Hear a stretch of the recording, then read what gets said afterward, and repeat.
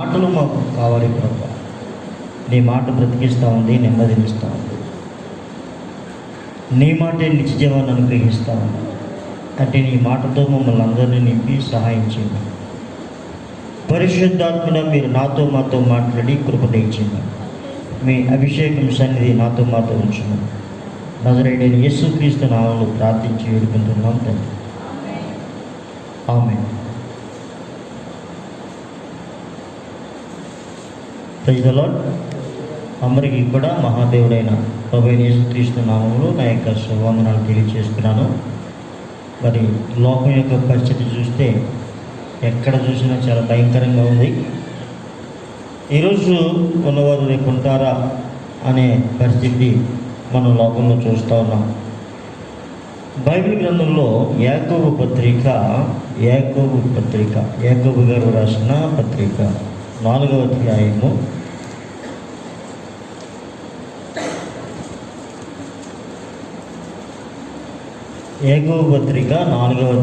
14వ వచనం ఒకసారి చదువుదాం. రేపేమి సంభవించినో మీకు తెలియదు, మీ జీవము ఏపాటిది. మీరు కొంతసేపు కనబడి అంతలో మాయమైపోవు ఆవిరి వంటి వారే. దేవునికి స్తోత్రం కలుగుతున్నారు. కీర్తన 139వ అధ్యాయము 139వ అధ్యాయము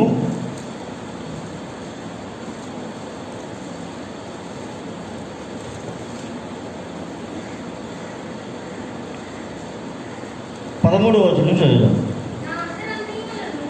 నా అంతరింద్రియములను నీవే కలుగు చేసితివి, నా తల్లి గర్భమందు నన్ను నిర్మించిన వాడవు నీవే. నీవు నన్ను కలుగు చేసిన విధము చూడగా భయమును ఆశ్చర్యమును నాకు పుట్టుచున్నది. అందును బట్టి నేను నీకు కృతజ్ఞతాస్తుతులు చెల్లించుచున్నాను. నీ కార్యములు ఆశ్చర్యకరములు, ఆ సంగతి నాకు బాగుగా తెలిసి ఉన్నది. నేను రహస్యమందు పుట్టిన నాడు భూమి యొక్క అగాధ స్థలములలో విచిత్రముగా నిర్మింపబడిన నాడు నాకు కలిగిన ఎముకలను నీకు మరుగై ఉండలేదు. నేను పిండమునై ఉండగా నీ కన్నులు నన్ను చూచాను. నియమింపబడిన దినములలో ఒకటైనను కాక మునిపే నా దినములన్నీ నీ గ్రంథములో లిఖితములాయను. దేవా, నీ తలంపులు నాకెంత ప్రియమైనవి, వాటి మొత్తం ఎంత గొప్పది. వాటిని లెక్కించేది అనుకుంటున్నా అవి ఇసుక కంటేను లెక్కకు ఎక్కువయ్యున్నవి. దేవునికి స్తోత్రం కలుగుతుంది. ఇప్పుడు మనం చదవబడిన లేఖనాలు కనుక మనం మనసు పెడితే ఒక్కొక్క లేఖన భాగం, ఒక్కొక్క వాక్యం, ఒక్కొక్క అద్భుతం. మనం ఏదో దేవుడు చెప్పినట్లుగా గొర్రెల మందలుగా వచ్చి ఏదో వినాలి కాబట్టి వినేసి, రావాలి కాబట్టి వచ్చాం, వినాలి కాబట్టి విన్నాం, వెళ్ళిపోతూ ఉన్నాం.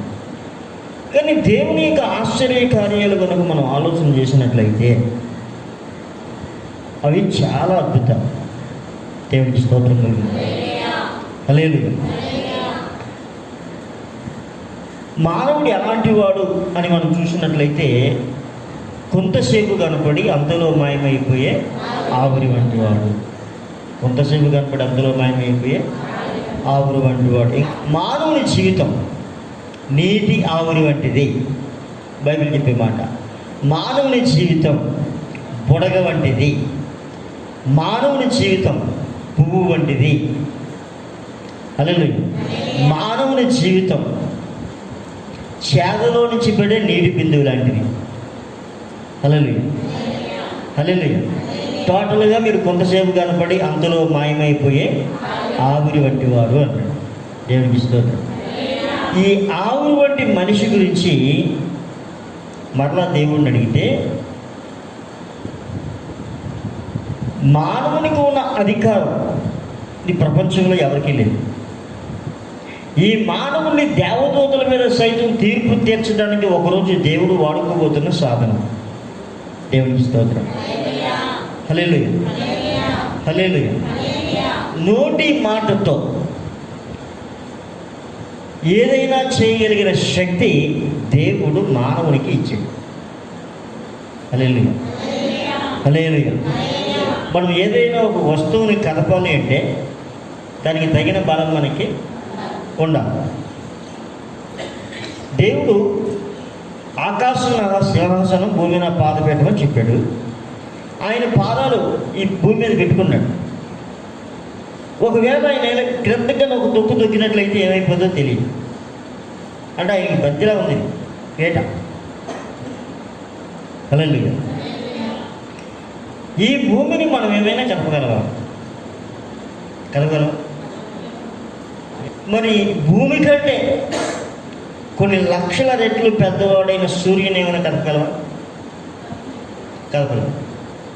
కానీ యెహోషువ మాట్లాడుతూ, సూర్యుడా నువ్వు గిబియోనులో ఉండు, చంద్రుడా నువ్వు అయ్యాలోను లోయలో ఉండు అన్నాడు. మనుషుడు ఏమాత్రం వాటిని ముట్టుకోలేడు. ఈ భూమి కంటే లక్షల రెట్లు సూర్యుడి పెద్దవాడు. అటువంటి సూర్యుని సైతం శాసించగలిగిన కెపాసిటీ మానవునికి దేవుడిచ్చిన అధికారం. దేవుడికి స్తోత్రం కలిగింది. హల్లెలూయా, హల్లెలూయా. మరి ఇంత అధికారం కలిగిన మానవుడు ఎలాంటి వాడు? ఆవిరి.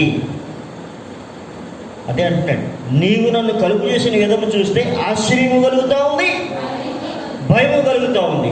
సూర్యచంద్రులు సైతము గద్దించగలిగిన నేను, ఒకవేళ నువ్వు నీ ఊపిరి వెనక్కి తీసుకున్నట్లయితే మరల ధూళినై అయిపోతాను. దేవునికి స్తోత్రం కలుగుతుంది.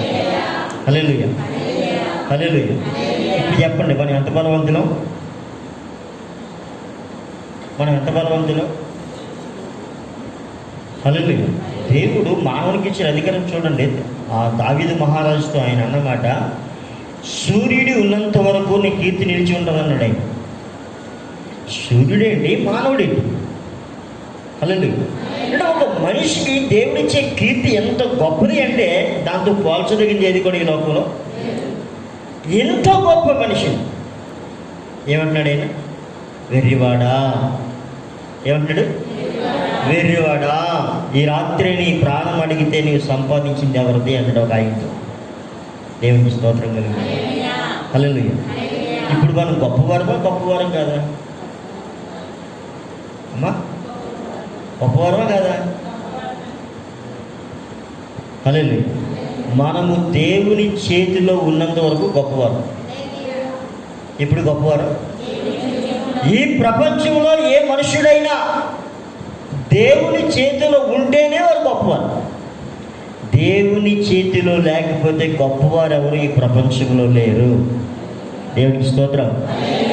ఎంత స్థిరుడైనను మానవుడు కేవలం వట్టి ఊపిరి వంటి వాడై ఉన్నాడని దేవుని వాక్యం సెలవిస్తాం. ఎంత స్థిరుడైనా, ఘనత వహించిన వాడైనను మనుషుడు ఈ భూమి మీద నిలువజాలని దేవుని వాక్యం సెలవిస్తాం. దేవునికి స్తోత్రం. హల్లెలూయా. అంటే ఒక విధంగా మనం ఎలాంటి వాళ్ళం అంటే ఆఫ్టర్ అంటే ఎగిరిపోయేవాళ్ళం. మరొక విధంగా మనం ఎవరము అంటే లూకాసు సువార్త 10వ అధ్యాయం 19వ వచనం ప్రకారముగా, ఇదిగో పాములను త్రాగను త్రుకుటకును శత్రువు బలమంతటి మీదను మీకు అధికారం అనుగ్రహించున్నాను, ఏదియు మీకు ఎంత మాత్రము హాని. హల్లెలూయా. అదేంటిది? సింహాలు కూడా హాని చెయ్యవా? ఏది ఏమన్నాడు ఆయన? ఏది ఎంత మాత్రం మీకు హాని చేయలేదు. ఎప్పుడు? మనము దేవుని చేతిలో ఉన్నాం. దేవుని స్తోత్రం. దేవుని చెయ్యి ఎప్పుడైతే మనం దాటిపోతామో మనం ఆవిరిమే, నీటి పొడగమే, కొంతసేపు కనపడి అంతలో మాయమైపోయే ఆవిరిమే. అంటే ఇప్పుడు మనం ఎవరి చేతిలో ఉండాలి? దేవుని చేతిలో ఉండాలంటే ఎట్లా ఉండాలి మనం? బైబిల్ గ్రంథంలో ఒక మాట రాయబడింది, యెహోవా యందలి భయము పవిత్రమైనది. భయం ఎలాంటిదంటే భయములో పవిత్రత ఉంది. లోకంలో ఉన్న భయము మరణాన్ని కలుగు చేస్తూ ఉంది, కానీ దేవుని పట్ల కలిగిన భయము పవిత్రతను కలుగు చేస్తూ ఉంది. యెహోవాయైన భయము పవిత్రమైంది, అది నిత్యము నిలిచే. దేవునికి స్తోత్రం కలుగును కాదు. మనం ఏ భయాన్ని కలిగి ఉండాలని అని చూసినట్లయితే దేవుని పట్ల అయిన భయాన్ని కలిగి ఉండాలి. ఆయన చూస్తూ ఉన్నాడు, ఆయన వింటూ ఉన్నాడు, మన మాట ఆయన వింటూ ఉన్నాడు. ఇద్దరు కలిసి మాట్లాడుకొని చుండగా, ఇద్దరు కలిసి నడుచుచుండగా, ఇద్దరు నడిచి మాట్లాడుకొని చుండగా ఆయన ఏం చేస్తూ ఉన్నాడు? వినుచున్నాడు. ఎలా విన్నాడు? ఆయన మనతో కూడా నడుస్తూ ఉన్నాడు. ఎమ్మాయి మార్గమును ఎదురు నడిచిపోతూ మాట్లాడుకుంటున్నప్పుడు ఆయన వారితో కూడా నడిచెను, కానీ వారు ఆయన గుర్తుపట్టలేదు. దేవునికి స్తోత్రం కలిగింది. ఎక్కడ ఇద్దరు ముగ్గురు కూడి ఉంటారో నేను వారి మధ్య ఉంటాను ఆయన వాగ్దానము చేశాడు. దేవునికి స్తోత్రం కలిగింది. మరి ఆయన లేని చోటు ఏదైనా ఉంది అంటే ఏదీ లేదు. హల్లెలూయా. అది ఎరిగిన దావీదు అంటాడు, దేవా నేను పాతాళమున వెళితే అక్కడ నీవు ఉన్నావు, నేను ఆకాశమున వెళితే అక్కడ నీవు ఉన్నావు, అన్ని చోట్ల కూడా నా కుడి చేయి పట్టుకొని ఉన్నావు అంటాడు. దేవునికి స్తోత్రం కలుగుతుంది. దేవుని పట్ల భయము భక్తి కలిగిన వాళ్ళు ఒకవేళ తప్పిపోయే పరిస్థితి వచ్చినప్పటికీ కూడా, ఏ పరిస్థితి? ఎవరు తప్పిపోయే పరిస్థితి? దేవుని పట్ల భయభక్తులు కలిగిన వారు తప్పిపోయే పరిస్థితి వచ్చినప్పటికీ కూడా ఆయన చెయ్యి మనం పట్టుకొని ఉంటాం. అందుకనే జారిపోతున్నాము అనిపించినప్పటికీ కూడా ఆయన అలా ఆపేస్తూ ఉంటాడు. కొన్నిసార్లు మనం దేవుడి మీద కోపం వచ్చి మనం అంటూ ఉంటాం, దేవుడు ఏం చేస్తాడో చేయనివ్వండి అంటాం. అంటే మన ఇష్టాన్ని చేయించలేక, మన ఇష్టాన్ని కానీ మన అలవాట్లు కానీ మనం విడిచిపెట్టలేక ఎవరి మీదకి వెళ్ళిపోతాం? దేవుడు ఏం చేస్తాడో చేయనిలే, ఏమైపోతావు నువ్వు చేస్తే. చాలా తేలిగా ఉపయోగించేసే మాట. హల్లెలూయా, హల్లెలూయా. పొరపాటుని ఏ నాలుగో కూడా మాట మాట్లాడకూడదు. దేవుడు నన్ను ఏం చేస్తాడు చేయని అనే మాట మాట్లాడకూడదు, నలిపేస్తాడు. హల్లెలూయా. ఆయన ప్రేమకు మాత్రమే మనం పాత్రలు కావాలి, ఆయన కృపకు మాత్రమే మనం పాత్రలు కావాలి, ఆయన దయకు మాత్రమే మనం పాత్రలు కావాలి తప్ప ఆయన కోపానికి మనం పాత్రలము. దేవుని చేతిలో పడుట ఎంత భయంకరమో అంటాడు. దేవుని స్తోత్రం కలుగుతాడు. కనుక మనము దేవుని చేతిలో పరముట్టుగా ఉన్నంత కాలం ఈ ప్రపంచాన్ని జయించే విశ్వాసం మన విశ్వాసమే. దేవుని స్తోత్రం. కనుక దేవుని పట్ల అయిన భయము, పవిత్రమైన భయం మనం కలిగి ఉన్నప్పుడు అప్పుడు మనం ధైర్యవంతులుగా ఉంటాం. ఎలా ఉంటాం అంటే మనకి ధైర్యం కావాలి అంటే ఎప్పుడు మనం ధైర్యవంతులుగా ఉండగలం? దేవుని పట్ల పవిత్రమైన భయాన్ని కలిగి ఉన్న ప్రతి మనిషి కూడా దేవునికి భయపడేవాడిగా ఉంటాడు. దేవునికి భయపడేవాడిగా ఉన్న ప్రతి మనిషి కూడా ధైర్యవంతుడిగా ఉంటాడు. ఎలాంటి ధైర్యం చూసినట్లయితే సింహాల బోర్నైనా అగ్ని గుండమైన డోంట్గా. దేవునికి స్తోత్రం కలిగింది. హల్లెలూయా. ఏమిటి వీరి భయానికి మూలం ఏమిటి? వీరి ధైర్యానికి మూలం ఏమిటి అంటే వారు దేవుని పట్ల కలిగి ఉన్న పవిత్రమైన భయమే, ఇంకేం లేదు. దేవునికి స్తోత్రం. మనిషి ధైర్యంగా ఉన్నంత కాలం ఏదైనా సాధించగలం. ఫర్ ఎగ్జాంపుల్, ప్రస్తుతం ఉన్న దినాల్లో ఉన్న పరిస్థితులు మనం చూద్దాం. కరోనా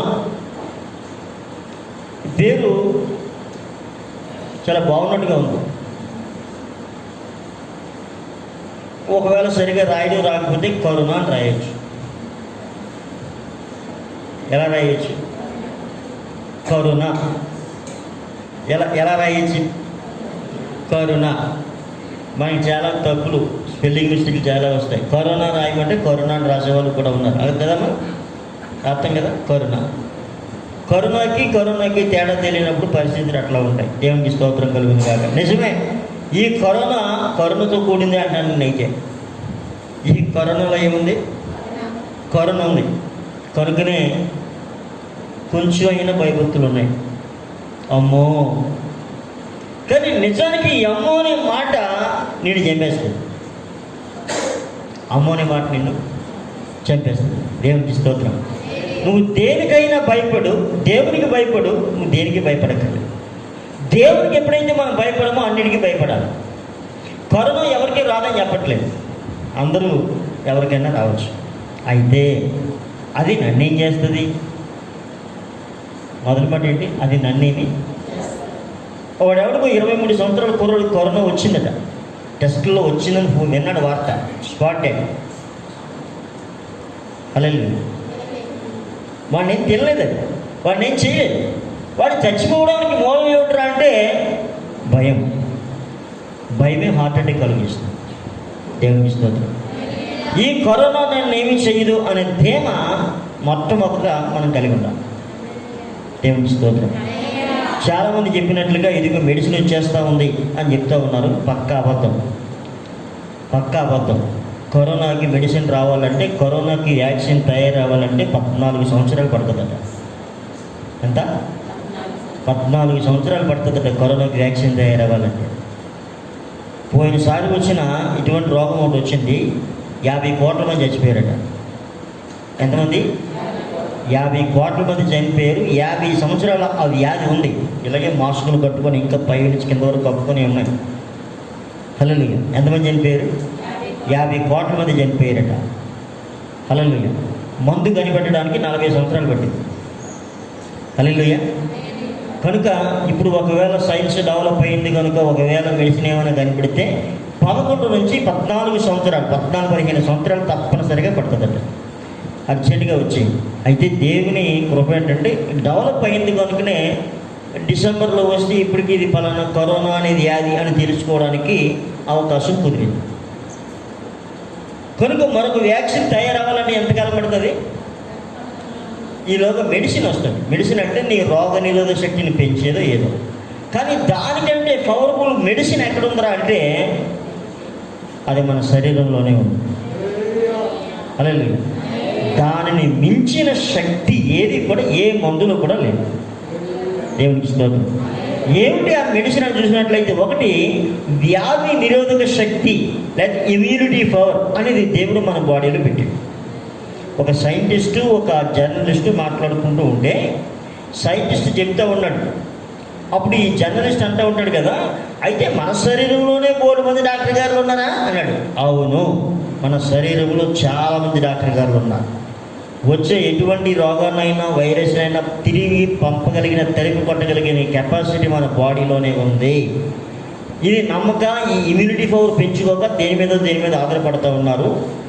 మెయిన్ శక్తి మనలోనే ఉందని డాక్టర్ గారు మాట్లాడుతున్నారు. ఈ కరోనాకి మెడిసిన్ కనిపెట్టి ఆయన, దేవునికి స్తోత్రం, ఆయన పక్కా చెప్పాడు మెడిసిన్ రాదు, ఇదంతా అబద్ధం. మెడిసిన్ వస్తుంది కానీ వ్యాక్సిన్ ఇంకా రాదు, ఇది అబద్ధము అని క్లియర్గా చెప్పాడు ఆయన. దేవునికి స్తోత్రం కలుగును కాదు. పేపర్లో టీవీలో చూసి యాడ్లు చూసి మోసపోవద్దు, ఇదంతా అబద్ధము.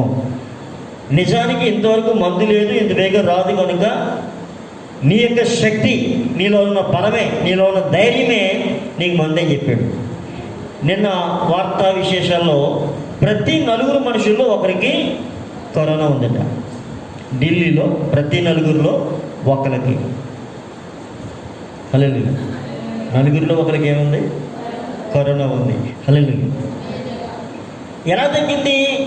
మొట్టమొదటి నన్నేమి చెయ్యి. మొట్టమొదటి మనకి ఏముండాలి? ధైర్యం. ధైర్యం కావాలంటే మనకేముండాలి? విశ్వాసం. ఏంటట? విశ్వాసం ఎట్లా ఉండాలి? దేవుని ఎద్దుకు వచ్చేవాడు ఆయన ఉన్నాడని, అడుగువానికి ఫలము దయచేవాడని నమ్మవలను కదా. నీ దగ్గరికి ఏమొచ్చినా దాన్ని తరిమి కొట్టేది ఏదిరా అంటే విశ్వాసం మాత్రమే. విశ్వాసం లేకుండా దేవునికి ఇష్టడై ఉండుట, విశ్వాసం లేకుండా నిన్ను నీవు కాపాడుకునుట అసాధ్యం. దేవునికి స్తోత్రం కలుగుతుంది. హల్లెలూయా.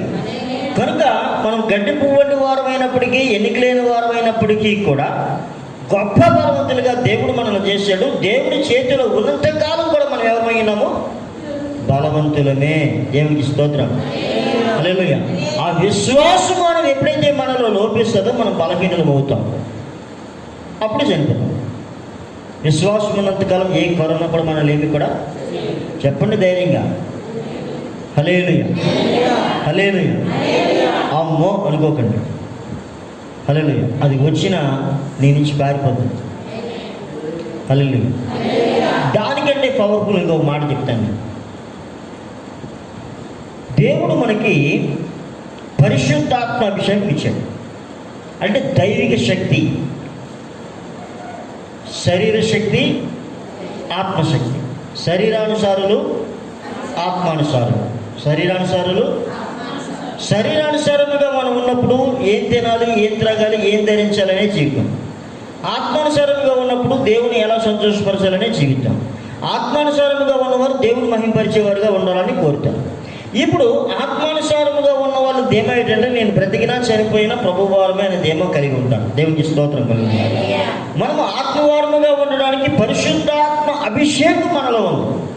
ఇప్పుడు మనల్ని నాశనం చేసే రోగం ఏదైనా రావాలంటే నీలో ఉన్న పరిశుద్ధాత్మ అగ్ని కంటే శక్తివంతమైన ఏదైనా ఉందా? హల్లెలూయా. మనలో ఉన్న పరిశుద్ధాత్మ అభిషేకం కంటే శక్తివంతమైనది ఏదైనా ఈ ప్రపంచంలో ఉందా? హల్లెలూయా. మనం ఏ పరిశుద్ధాత్మ అయితే పొందామో అదే పరిశుద్ధాత్మ ఈ భూమిని, ఆకాశాన్ని, సర్వలోకాన్ని కలుగు చేసింది. దేవునికి స్తోత్రం. పరిశుద్ధాత్ముడే ఈ లోకాన్ని కలుగు చేశాడు. ఈ లోకాన్ని కలుగు చేసిన పరిశుద్ధాత్మునే దేవుడు మనకి ఆదరణకర్తగా ఉంచాడు. దేవునికి స్తోత్రం. కనుక పరిశుద్ధాత్ముడు మనలో ఉండి మనకి విశ్వాసాన్ని అనుగ్రహిస్తూ ఉన్నాడు, మన విశ్వాసాన్ని పెంచుతూ ఉన్నాడు. దేవునికి స్తోత్రం. కనుక మనలో ఉన్న పరిశుద్ధాత్మునికి మనం అప్పగించుకున్నట్లయితే నీ మీద దాడి చేయాలనుకున్న ఏ రోగమైనా అది కాలిపోద్ది. దేవునికి స్తోత్రం. దానికి ఏ రోగానికి మన మీద ఎంత మాత్రం అధికారం అంటే మనకు రోగాలు రావా అని నేను అనట్లేదు. బైబిల్ ఏమందంటే, మీరందరూ సర్వోన్నతుని కుమారులు, మీరందరూ దేవుని కుమారులు నేనే చెప్తా ఉన్నాను. అయినను ఇతర మనుషులు చనిపోయినట్లుగా మీరు కూడా చనిపోతారన్నాడు. దేవునికి స్తోత్రం. మరి ఇంకెందుకండి? లాజరు మనలాగే మామూలుగానే చనిపోయాడు, ధనవంతుడు మామూలుగానే చనిపోయాడు. లాజరు తీసుకుని వెళ్ళే తీరు దేవదూతలు తీసుకుని వెళ్ళారు, ధనవంతుడిని వేరే దూతలు తీసుకెళ్ళారు. మరణం ఇద్దరికి ఒకలాంటిదే, కానీ ఒకరు ఎలా ఉన్నారు? దేవదూతల చేత కొనుక్కోబడ్డారు. దేవునికి స్తోత్రం. మనం అందరిలాగే చనిపోవచ్చు, కానీ మన గమ్యం వేరు. దేవునికి స్తోత్రం చెప్పారు. హల్లెలూయా, హల్లెలూయా. అయితే ఈ బహుభయంకరమైన ఈ పరిస్థితుల్లో మనం ఏది జయించాలన్నా మనకు కావలసిన మొట్టమొదటి ఏంటి? ధైర్యం, విశ్వాసం కావాలి. విశ్వాసం ఉంటేనే మనం ధైర్యం కలిగిన వారుగా ఉంటాం. విశ్వాసం లేకపోతే ధైర్యం మన దగ్గరికి రాదు. గట్టిగా స్తోత్రం చెప్పండి. విశ్వాసం లేకుంటే దేవునికి మనం ఇష్టలుగా ఉండలేము. మనకు విశ్వాసం ఎప్పుడైతే ఉందో మనకేమొస్తుంది? ధైర్యం అనేది వస్తుంది. అయితే ఒక మాట మనం బైబిల్లో చూద్దాం. ఇర్మియా గ్రంథం 5వ అధ్యాయం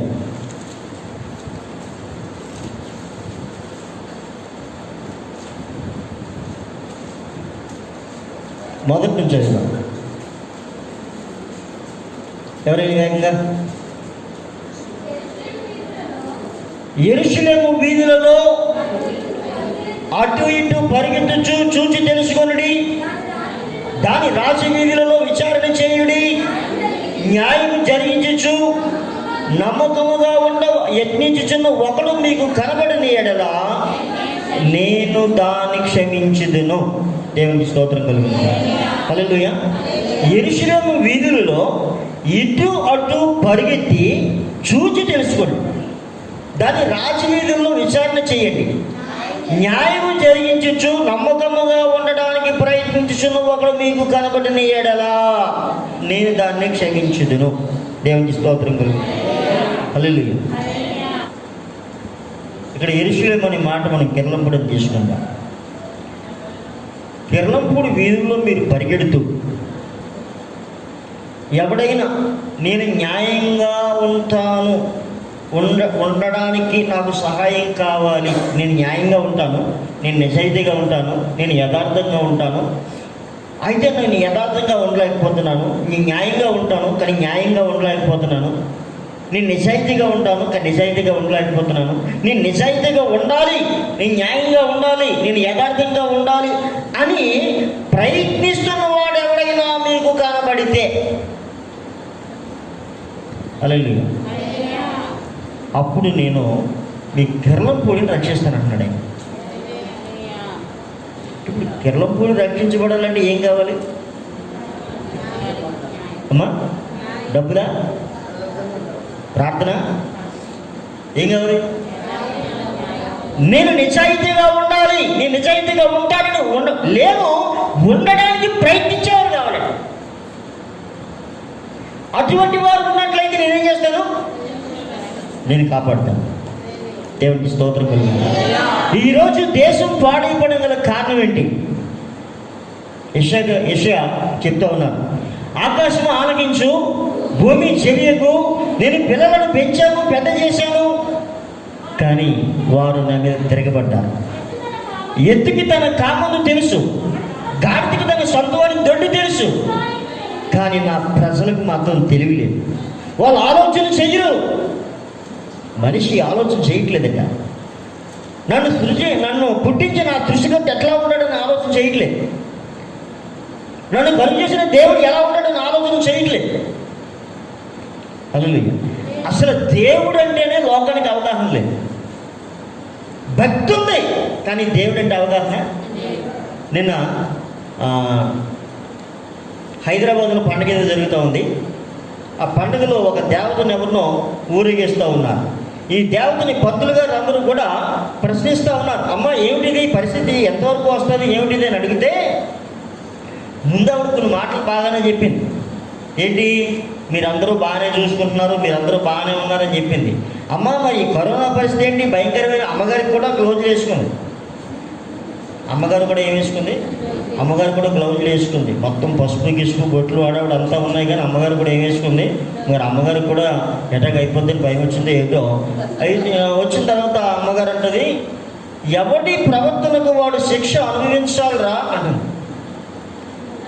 రానున్న దినాలు మంచివి కాదురా, మీరు జాగ్రత్తగా ఉండండి రా. ఇంకా ఆవిడ రానున్న దినాలు మంచివి కదట, వీళ్ళు జాగ్రత్తగా ఉండాలంట. ఈవిడ ఎలా కాపాడుతుందట? నాకు కొన్ని వారాలు ఈ పెట్టండిరా, నైవేద్యం పెట్టండిరా, పప్పు బెల్లాలు పెట్టండిరా అంటుంది. సామాన్యమైన ప్రజలు ముందేమో బాగానే ఉన్నా ఉంది, ఈ మాట్లాడేసరికి మీరు సరిగ్గా లేరు, మీరు నన్ను సరిగ్గా ఆరాధన చేయట్లేదంట. హల్లెలూయా, హల్లెలూయా, హల్లెలూయా. ప్రజలకు ఏమి లేదు, నా జనులు యోచింపరు, తెలివి లేదు, వారి జ్ఞానులు అని చెప్పుకొనిచు బుద్ధిహీనులయ్యి. జ్ఞానులు అని చెప్పుకుంటూ బుద్ధిహీనులుగా ప్రవర్తిస్తూ ఉన్నారు. హల్లెలూయా, హల్లెలూయా. నిన్న ఒక కొత్త దేవత వచ్చింది. కొత్త దేవత ముందేమో ఏదో చిన్న 3 నిమ్మకాయలు 15 రూపాయలతో స్టార్ట్ చేసిందట వ్యాపారం. నిమ్మకాయలు అవి కొద్ది రోజుల్లో ఆవిడ పెద్ద దేవత అయిపోయింది. నెట్ మీద కిరీటం పెట్టారు, ఒక పాము, మెల్లో పాము ఉంది, ఓ డ్యాన్స్ చేస్తూ ఉంది. పైనుంచి తేనె అభిషేకాలు చేస్తూ ఉంటే నాకేస్తుంది, తేనె తిని పాలు అయ్యి నాకేడినే ఇలాగ అని చూడటానికి మేమేసింది. అమ్మ మహాకాళి ఆకాలి ఓ తెగ దండాలు ఎడేస్తున్నారు. ఈ జంతు ప్రేమికులు ఎవరో చూశారంట. జంతు ప్రేమికులు ఉన్నారు కొందరు. కుక్కల్ని ఏమనండి శిక్ష తెలిసే మీకు విషయం? కుక్కను చంపేసిన పెద్ద శిక్ష ఉంది. అమల నాగార్జున గారి భార్య జంతు కోర్టులు కేసేసిందనమాట. కుక్కల్ని అదే పరిరక్షిస్తూ ఉంటుంది. అది చర్చిలో చస్తూ ఉంటారు. అలాగే పాములను కూడా ఎవరు చంపకూడదు అనమాట. పాములను పిలిస్తే ఆడే పడిపోతాడు మన ఇంట్లో. పాముతే తీసుకెళ్ళి ఎక్కడ వదిలేదు అనమాట.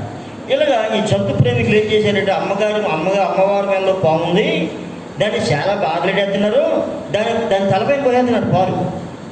దేవుడు వచ్చేసేటని దేని అన్నీని ఇదేమో మెంగిలాగా కాకలా గెలాగా ఉంటుంది. అసలు విషయం ఏంటంటే ఎవరికి చాలా అసలు విషయం.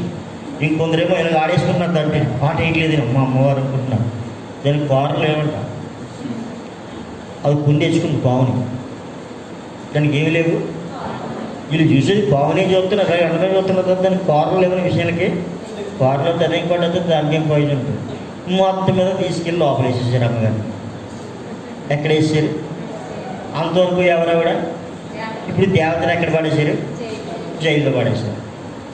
ఏమిటంటే బతుకంతా బయట పెట్టారనమాట. అది 10th క్లాస్ ఎంత చదువుకుందారో, తర్వాత ఏదో చేసిందట, ఇంక ఏ పని లేక ఇదేదో బాగుందని చెప్పి వచ్చిందట. జీవుని అడ్డెట్టుకున్న వాళ్ళు కూడా బాగా సంపాదించుకున్నారట. మొత్తం లోపల పడేశారు. దేవుని స్తోత్రం. వ్యర్థమైన దేవతలు వర్షమును కురిపించగలరా? బైబిల్ అడుగుతాం. హల్లెలూయా. కాబట్టి ఏమైనా చేయగలిగిన దేవుడు మనకున్నాడు. ఆయన అడుగుతూ ఉన్నాడు, నేను ఈ దేశాన్ని కాపాడాలంటే నీ కుటుంబాన్ని కాపాడాలంటే, నీ గ్రామాన్ని కాపాడాలంటే, నిజాయితీగా ఉండడానికి ప్రయత్నం చేస్తున్న ఒకరు నీ కుటుంబంలో కనబడిన ఎడలా, నిజాయితీగా బ్రతకడానికి ఒకరు నీ గ్రామంలో కనబడిన ఎడలా, నిజాయితీగా ఉండడానికి ప్రయత్నం చేస్తున్న వారు ఈ దేశంలో కనబడిన ఎడలా, ఈ దేశమును నేను కాపాడుతాను అంటాడు. కానీ వెతికినా కనబడలేదు. దేవునికి స్తోత్రం కలుగు. అంటే మనిషి దేనికోసం వెతకట్లేదు, నేను నిజాయితీగా ఉండాలి అనే దానికోసం వెతకట్లేదు. ప్రతి మనిషి తంత్రపుట్టే, ప్రతి మనిషి. చూడండి, మేక 7వ అధ్యాయము, నేను ముగించిపోతున్నాను ఒక 5-10 నిమిషాల్లో. 7వ అధ్యాయము, భక్తుడు దేశములో లేకపోయాను, జనులలో యథార్థపరుడు ఒకడునూ లేడు, అందరూ ప్రాణహాని చేయుడికై పొంచియుండి వారే, ప్రతి మనుషుడు కిరాతుడైన సహోదరుని కొరకు వలలు ఊక్కును, 2 చేతులతో కీడు చేయ పూనుకొనుకుందురు, అధిపతులు బహుమానము కోరుదురు, న్యాయాధిపతులు లంచం పుచ్చుకొందురు, గొప్పవారు తమ మోసపు కోరికను తెలియజేయుదురు, అలాగను వారు ఏకపట్టుగా ఉండి దాన్ని ముగింతురు. వారిలో మంచివారు మొండ్ల చెట్టు వంటి వారు, వారిలో యథార్థవంతులు మొండ్ల చెట్ల కంటేను ముండ్లుగా ఉందురు. నీ కాపర్ల దినము, నీవు శిక్షణ దినము వచ్చున్నది. ఇప్పుడే జనులు కలవరపడుచున్నారు. స్నేహితుని నమ్మిక ఎంచవద్దు, ముఖ్య స్నేహితుని నమ్ముకోవద్దు. నీ కౌగిటిలో పండుకొని ఉన్న దాని ఎదుట నీ పెదవుల ద్వారా నాకు కాపు పెట్టుము. దేవునికి స్తోత్రం కలుగును గాక. కుమారుడు తండ్రిని నిర్లక్ష్య పెట్టుచున్నారు, కుమార్తె తల్లి మీదకి, కోడలు అత్త మీదకి లేచెదరు. ఎవరి ఇంటి వారు వారికే విరోధులు అగుదురు. దేవునికి స్తోత్రం. ఎలాంటి దినాలంట? ఎవరి ఇంటి వారు వారికే విరోధులయ్యే దినాలు. దేవునికి స్తోత్రం. ఒకరి పట్ల ఒకరికి ప్రేమ, ఆప్యాయత, అనురాగాలు ఇంకా గొప్పవారు ఏం తెలియజేస్తుంటారో మోసపు కోరిక తెలియజేస్తారట. దేవునికి స్తోత్రం. ఈ మధ్యకాలంలో ఒక తల్లి సాక్ష్యం చెప్పింది. ఆ సాక్ష్యాన్ని మీ అందరికీ పంపించండి. ఎంతమంది చూశారు? ఏం పేరు? యాదక్క. యాదక్క ప్రెసిడెంట్ గారిని అడిగిందట వాళ్ళ అమ్మ. ఆయన దగ్గర డబ్బులు ఇప్పించానంటే నాకేమి ఇస్తామని అడిగాడట ఆయన. మా ఆయన దగ్గర 15,000 ఇప్పిస్తే నీకు 2,000 ఇప్పిస్తాను. 2,000 ఇస్తానంటే నేను నవిలి ఊసేసిన కిల్లి అంత కాదని 2,000 నీ కూతురు పిల్ల అయ్యే వరకు నా దగ్గర పడుకోబెట్టాను. పిల్ల అయ్యే వరకు 12-13 సంవత్సరాల అమ్మాయి. గొప్పవారు తమ మోసపు కోరికను బైబిల్ చెప్తాం. దేవునికి స్తోత్రం కలుగుతుంది. ప్రతి మనుషుడు ఎలా ఉన్నాడు? కిరాతకుడిగా ఉన్నాడు, ముండ్లుగా ఉన్నాడు. దేవునికి స్తోత్రం. కనుక ప్రతి జనులలో యథార్థపరుడు ఒకడు కూడా. భక్తుడు దేశంలో మన పరిస్థితి ఏంటి? భక్తుడు దేశంలో లేడు, వదిలేద్దాం. మన పరిస్థితి ఏంటి? మనం ఎలా ఉన్నాం? ఈరోజు మనల్ని మన కుటుంబాన్ని మనం రక్షించుకోవాలంటే ఇది పెద్ద కష్టమేం కాదు. మన కుటుంబాన్ని మనం రక్షించుకోవడం పెద్ద కష్టమైనది కూడా కాదు. హల్లెలూయా, హల్లెలూయా. మనిషి దేవుని మాట వెనుక ఏమంటాడో ఒక మాట చూడండి. ఇక్కడ 4వ వచనం, ఇర్మియా గ్రంథం 5:4లో, నేను ఇట్లా అనుకుంటేని వీరు ఎన్నిక లేని వారై ఉండి యెహోవా మార్గము తమ దేవుని న్యాయ విధిని ఎరుగక బుద్ధిహీనులై ఉన్నారు. గనులైన వారి ఎదుగు పోయేదను, వారితో మాట్లాడేదను. వారు యెహోవా మార్గమును తమ దేవుని న్యాయ విధిని ఎరగని వారే ఎందురు కదా అని నేను అనుకుంటుంది. ఎరిగిన వారే ఎందురు కదా అని నేను అనుకుంటుంది. అయితే ఒకడును తప్పకుండా వారు కాడిని విరిచిన వారుగాను, కట్లను తెంపుకునే వారుగాను ఉన్నారు. వారు తిరుగుబాటు చేసి బహు విశ్వాసఘాతకులైన కనుక అరణ్యం నుంచి వచ్చిన సింహం వారిని చంపును, అడవి తోడేలు వారిని నాశనం చేయును, చిరుతుపులి వారి పట్టణముల మీద పొంచి ఉండును, వాటిలో నుండి బయలుదేరి ప్రతివాడు చేల్చబడును. నీ పిల్లలు నన్ను విడిచి దైవము కాని వాటి తోడని ప్రమాణము చేయుదురు. నేను వారిని తృప్తిగా పోషించినను వారు వ్యభిచారం చేయొచ్చు వేశ్యల ఇళ్లలో గుంపులు కూడుదురు. నేనెట్లు నిన్ను క్షమించుదును? బాగుగా వెలిసిన గుర్రం వలె ప్రతివాడు ఇటు అటు తిరుగుచు తన పొరుగువాని భార్య వెంబడి సకిలించును. అట్టి కార్యములను బట్టి నేను దండెంపుకుందునా? అట్టి జనం మీద నా కోపము తీర్చుకొనుకుందునా? ఇదే యెహోవా వాక్కు. దేవునికి స్తోత్రం. అంటే ఇటువంటి భయంకరమైన పరిస్థితులు దేశంలో ఉన్న కారణం చేత, నీతి న్యాయం లేని కారణం చేత, యథార్థత లేని కారణం చేత, దేశమంతా కూడా సృష్టికర్తను ఎరగని కారణం చేత నడినెత్తి మొదలుకొని అరికాలు వరకు కూడా స్వస్థత లేకుండా ఉంది ఈ దేశం ఈరోజు. దేవునికి స్తోత్రం. ఈ ప్రపంచమంతా కూడా నడినెత్తి మొదలుకొని అరికాలు వరకు గల రోగానికి గల కారణం ఏమిటి అన్నట్లయితే సృష్టికర్తను ఎరుగక. హల్లెలూయా, హల్లెలూయా, హల్లెలూయా. మరి లోకానికి తెలియదు, బాగానే ఉంది. మనకి తెలుసా? మనం దేవుని పట్ల భయభక్తులు కలిగి ఉన్నామా? మనం భక్తులుగా ఉన్నామా? మనం యథార్థపరులుగా ఉన్నామా? యథార్థంగా ఉండడానికి ప్రయత్నం చేస్తున్నామా? పోయినసారి కొన్ని మాటలు చెప్పాను. మన ఇంట్లో లేని వస్తువులు మనం కొనుక్కుంటూ ఉన్నాం. అలాగే మనకు కావలసిన క్యారెక్టర్స్ కూడా మనం కొనుక్కోవాలని చెప్పాను. పాతవి పాడేయాలి, కొత్తవి నేర్చుకోవాలి. హల్లెలూయా. విశ్వాసం లేదు, సంపాదించుకుంటున్నామా? ప్రత్యేకత లేదు, సంపాదించుకున్నామా? పరిశుద్ధత లేదు, సంపాదించుకున్నామా? నీతి లేదు, సంపాదించుకున్నామా? హల్లెలూయా. ఇదివరకు దొంగలవి, ఇప్పుడు మారిపోయామా? ఇప్పుడు దొంగలుగానే ఉన్నామా? దేవునికి స్తోత్రం. హల్లెలూయా. అంటే ఇవన్నీ ఏమిటంటే మనము నీతిగా ఉండడానికి ప్రయత్నము చేస్తున్నట్లయితే నీ పిల్లలను రక్షించుకుంటాం, నీ కుటుంబాన్ని రక్షించుకుంటాం, నీ భర్తను రక్షించుకుంటాం, దేశాన్ని రక్షించుకుంటాం. దేవునికి స్తోత్రం. ఎవరిని కాపాడుతాడు? ఆయన దేశాన్ని కాపాడుతున్నాడు. ఇప్పుడు నా పేరు పెట్టబడిన నా జనులు తమ్మును తాము తగ్గించుకొని. దేవునికి స్తోత్రం. మనము తగ్గాలి అంటే మన దగ్గర ఉన్న చండాలను విడిచిపెట్టి దేవుని దగ్గర ఉన్న పరిశుద్ధతను మనము పొందుకున్నప్పుడు. దేవునికి స్తోత్రం. కనుక విశ్వాసమునందు మనం అందరూ కూడా ఎలా ఉందాం? బలవంతులుగా ఉందాం. యథార్థతను కలిగి ఉండడానికి ప్రయాసపడదాం. ప్రేమ కలిగి ఉండడానికి ప్రయాసపడదాం. దయ కలిగి ఉండడానికి ప్రయాసపడదాం. భక్తిని సాధించడానికి ప్రయాసపడదాం. భక్తి జీవితాన్ని అభ్యాసం చేసుకుంటూ ముందుకు తీసుకుని వెళ్దాం. అందరూ మోకరించండి, ప్రార్థన చేసుకుందాం.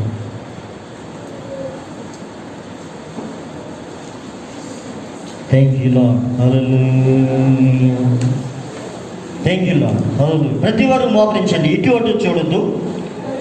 ప్రతి వారు కూడా మీ మనసు దేవునిపై నిలపండి. విశ్వాసమునకు కర్తయు దాన్ని కొనసాగించేవాడిని యేసు వైపు చూచుచు మన ఎదుట ఉంచబడిన పందెములో ఓపికతో పరిగెత్తుదాం. దావీదు చెప్పినట్లుగా, దేవా నీవు నన్ను కలుగు చేసిన విధము చూడగా భయమును ఆశ్చర్యమును పుట్టుచున్నది. మన దినములన్నీ కూడా ఆయన గ్రంథములో లిఖితములాయను అన్నాడు. పిండముగా రూపింపబడక మునిపే మన ఎముకలన్నీ కూడా ఆయన లెక్కించాడు అని వాక్యం సెలవిస్తాం. మనం దేవుని దృష్టిలో ఉండాలి అంటే యెహోవా యందైన భయము పవిత్రమైంది. నువ్వు పవిత్రమైన భయాన్ని కలిగి ఉన్నట్లయితే నువ్వు ప్రార్థించేవాడిగా ఉంటావు, ప్రార్థించేదానిగా ఉంటావు. పవిత్రంగా జీవించాలని ఆశను కలిగి ఉంటావు. కరోనా ఈ లోకాన్ని భయపెట్టచ్చు. కరోనా ఈ లోకాన్ని భయపెట్టచ్చు. కానీ కరోనాని భయపెట్టే దమ్ము క్రైస్తవులకు మాత్రమే ఉంది. నా పేరు పెట్టబడిన నా జనులు తమను తాము తగ్గించుకున్నప్పుడు, వారు చెడు మార్గమును విడిచినప్పుడు, వారు ప్రార్థన చేసినప్పుడు నేను ఈ దేశమును స్వస్థపరుస్తాను అని వాగ్దానం చేశాడు. ఈ దేశమునే స్వస్థపరుస్తానన్నాడు ఆయన. మరి దేశానికి నాశనం ఎందుకు వచ్చింది?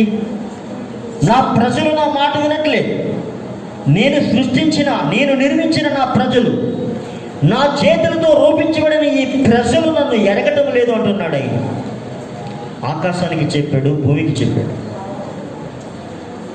ఆకాశానికి భూమికి చెప్తే ఒక చిన్న వైరస్, ఒక చిన్న బ్యాక్టీరియా, కంటికి కనబడిన ఒక చిన్న బ్యాక్టీరియా,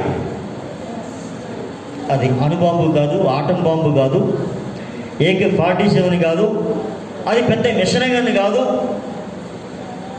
అది నైట్రోజన్ బాంబు కాదు,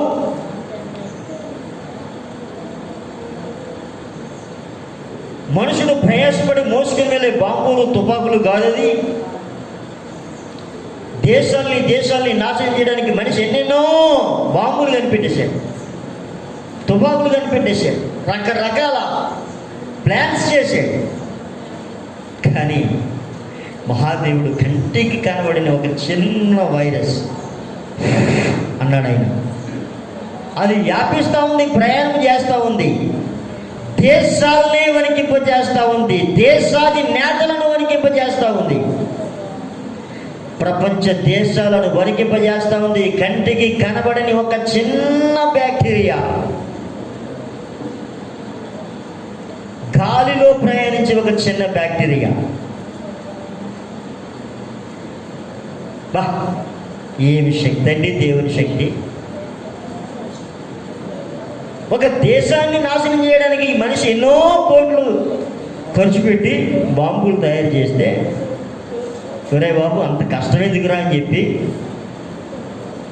జస్ట్ ధూళిని ఆయన అలా లేపితే, ఆయన లేపిన ధూళిలో వచ్చిన ఒక చిన్న అణువు, చిన్న వైరస్, చిన్న బ్యాక్టీరియా ప్రపంచాన్ని గడగడలాడిస్తాం. అప్పుడు ఆలోచన చేయి దేవుని శక్తి ఏంటో.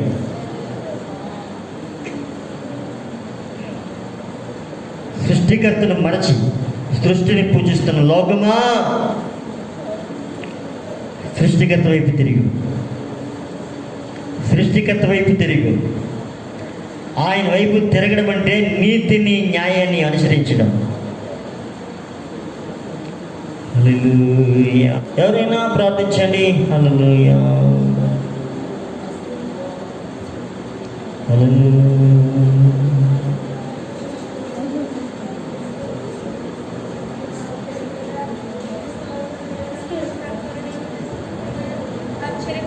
స్తోత్రం తండ్రి. మా జీవితం గడ్డ పువ్వులా ఉన్న తండ్రి దేవ, మాకు మీరు జ్ఞానం ఇచ్చి, ఆశ్రయించి, ఆరోగ్యం ఇచ్చి నడిపిస్తున్నందుకు మీకు వేలాది వందనం తండ్రి. దేవ, కేవలం నీ కృప ఉండబట్టే మేము ఈ రోజు ఇలా ఉండగలం తండ్రి. కొంతమంది ఆ కృప కూడా లేకుండా వ్యర్థంగా తమ జీవితాన్ని గడుపుతున్నారు కదా దేవ, మాకు ఆ జ్ఞానాన్ని మాకు ఇచ్చినందుకు నీకు వేలాది వందనాలయ్యా తండ్రి. నీ యొక్క కృప, కాపుదల, క్షేమం మాపై ఇచ్చినందుకు నీకు వేలాది వందనాలయ్యా. అయ్యా, మా జీవితాన్ని మేము కాపాడుకొని ప్రార్థన వల్ల, మీ ఇతర జీవితాల వల్ల తండ్రి ప్రార్థన చేసి అందరికీ ప్రార్థనవంతులుగా ఎదిగే దేవా తండ్రి. ప్రతి ఒక్కరి గురించి, దేశం కొరకు, గ్రామం కొరకు, వైరస్ బట్టి పీడిస్తున్న ప్రజల కొరకు మేము ప్రార్థన చేసే జీవితాన్ని భారం మాకు దయచేయండి. వ్యర్థంగా మా సమయాన్ని గడిచిపోనివ్వకుండా తండ్రి భారం మాకు దయచేసి ప్రార్థన చేసుకునే కృప మాకు దయచేయండి. ప్రతి కీడును యేసు నామములో బంధించండి. పట్టి పీడిస్తున్న సాతాన్ని యేసు నామములో బంధించండి. బంధకాన్ని యేసు నామములో బంధించండి. ప్రతి కీడు తంత్రాలు పట్టి పీడిస్తున్న దేశాన్ని యేసు నామములో బంధించండి. ఈ కరోనా వైరస్ ని నువ్వు ఒక్కడివి మాత్రమే గద్దించగలవు దేవా. సహాయం చేయి, నడిపించండి దేన్ని, బలపరచండి. ప్రతి ఒక్కరిపై నీ కాపుదలించండి. సేవకులపై, సేవకురాలపై నీ కాపుదలించండి. వాళ్ళ బిడ్డలు దీవించండి. వాళ్ళ చదువులో మీరు తోడే ఉన్నాడు, నడిపించండి. సంఘస్థులపై నీ కాపుదలించండి. ఎటువంటి వైరస్ ప్రభావం బిడ్డలపై, సంఘస్థులపై, సంఘ కాపులపై పడకుండా ప్రతి కీడును యేసు నామములో బంధించండి. ప్రతి ఒక్కరి పని పట్ల నీ జ్ఞానంతో మమ్మల్ని నడిపించమని దేవా, నజరేయుడైన యేసయ్య పరిశుద్ధ నామములో అడిగి వేడుకుంటున్నాం మా పరమ తండ్రి. మహాదేవుని ప్రేమ, క్రీస్తునాథుని కృప, పరిశుద్ధాత్మని యొక్క ఆదరణ, సహవాసం, దైవరాజ్యం కొరకు ఎదురు చూస్తున్న మనకును, లోకంలో ఉన్న సకల పరిశుద్ధులకు ఇది మొదలుకొని సదాకాలం తోడై ఉండును కాక. ఆమేన్.